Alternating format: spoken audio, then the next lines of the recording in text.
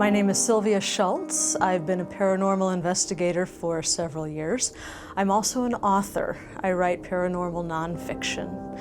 My latest book is called 44 Years in Darkness, a true story of madness, tragedy, and shattered love.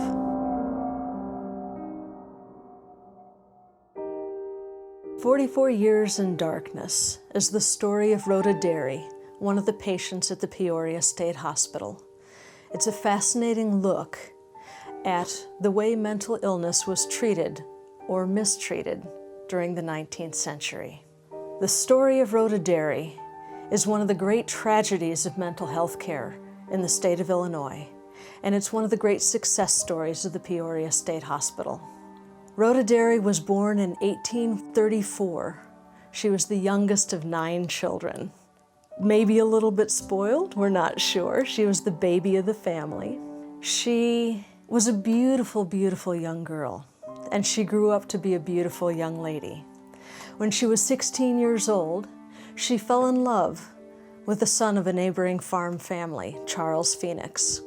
We don't know how far Charles and Rhoda's relationship went, but we do know that after they'd been courting for a couple of years, Charles asked Rhoda to marry him, and she said yes. Now, in a perfect world, Charles and Rhoda would have gone on to get married and have lots of children and lived happily ever after.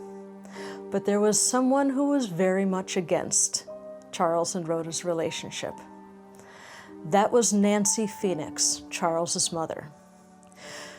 Rhoda Derry was the youngest of 9 children, and the Derry family was very, very poor.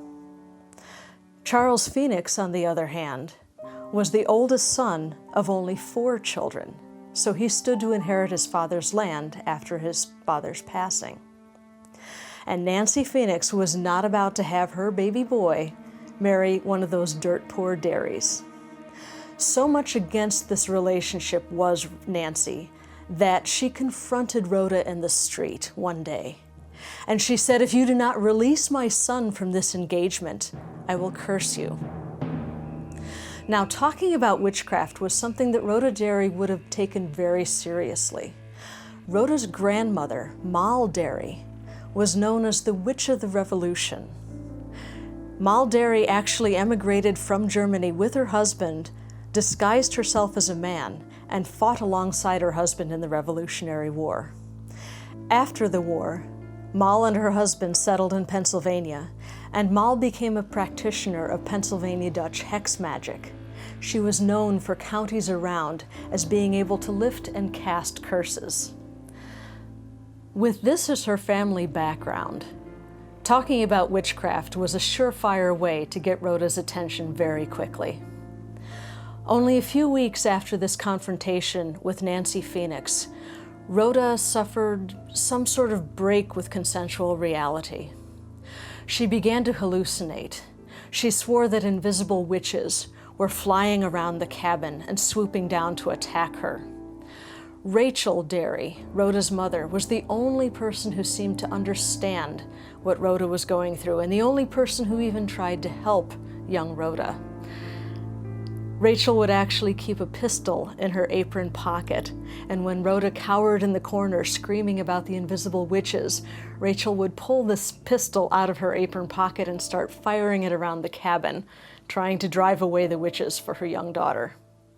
The heartbreaking part about this part of Rhoda's story is that Nancy Phoenix tried to get in to see Rhoda and to apologize for her actions. Nancy tried to come into the cabin and talk to Rhoda and say, "Look, you're fine. There is no curse. Snap out of it." But Rhoda was far too far gone to listen to Nancy's apology, and none of the Derry family would let Nancy into the cabin. After a few months, it was decided to have Rhoda committed to the state hospital in Jacksonville.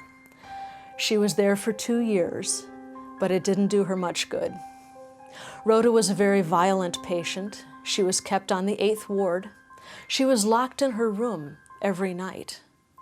And every morning, she would be found wandering the grounds, searching for Charles. And the attendants who would find her every morning would say, "Who let you out?" And Rhoda's answer was always the same. Nancy Phoenix let me out. Rhoda spent 2 years in Jacksonville. She was released as incurable and went home to her family. Her family cared for her at home as long as they could, but in 1860, Rachel Derry, Rhoda's mother, passed away. Her father could no longer care for her at home, so he made the heartbreaking decision to have Rhoda committed to the Adams County Almshouse.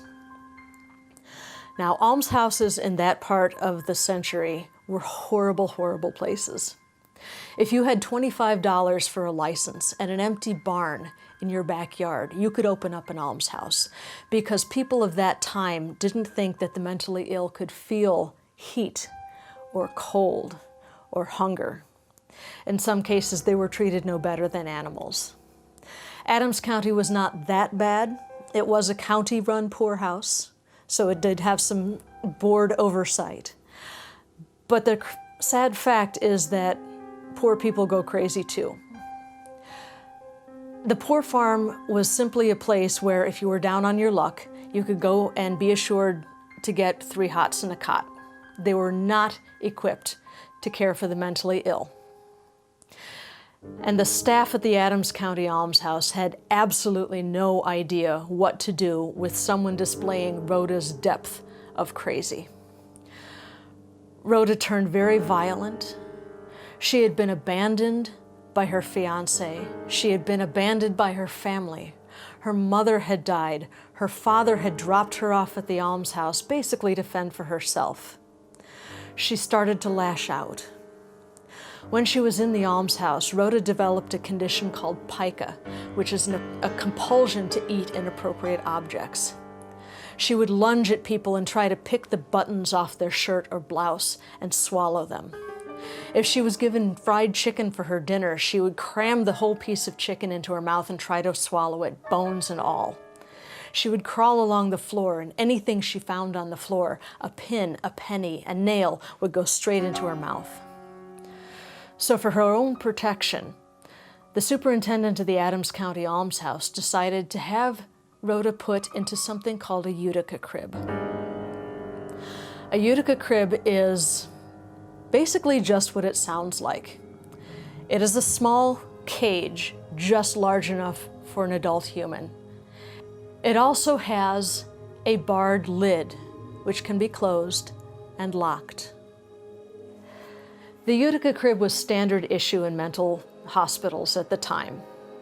People would actually ask to be put into the Utica crib because there are some people that suffer from mental illness that feel safer in an enclosed space. One patient said, "I asked to be put in the Utica crib because I sleepwalk. If a nurse locks me into the crib at night, I know where I'm going to wake up the next morning, and that's a comfort to me." But the Utica crib was never designed for use any longer than overnight. And Rhoda was kept in her crib for weeks and months on end. Sometime in the first 10 years of this treatment, Rhoda decided she no longer wanted to watch the world go by through the bars of a cage, and she clawed her own eyes out. She beat on her face so much that her front teeth fell out. She spent years, decades, in this situation.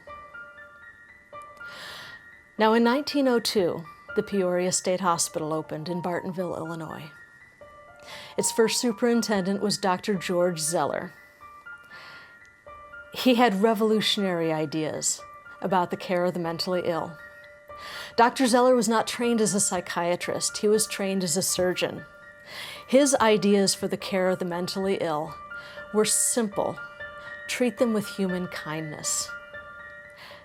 Dr. Zeller also felt that no one was incurable. He felt that he had a mandate to take care of anyone who came to his asylum for as long as it took to make them better. And he firmly believed that no one was beyond help. So how do you prove that? How do you prove that no one is beyond saving? You go to the almshouses of the state and you find the worst cases, the most abused, mistreated, maltreated cases, and you take them to the asylum and you care for them. And that's exactly what George Zeller did. He made it his business to go around to the poorhouses and the almshouses of the state of Illinois and find the most wretched, abused cases. In 1904, Dr. Zeller visited the Adams County Almshouse. He found Rhoda there.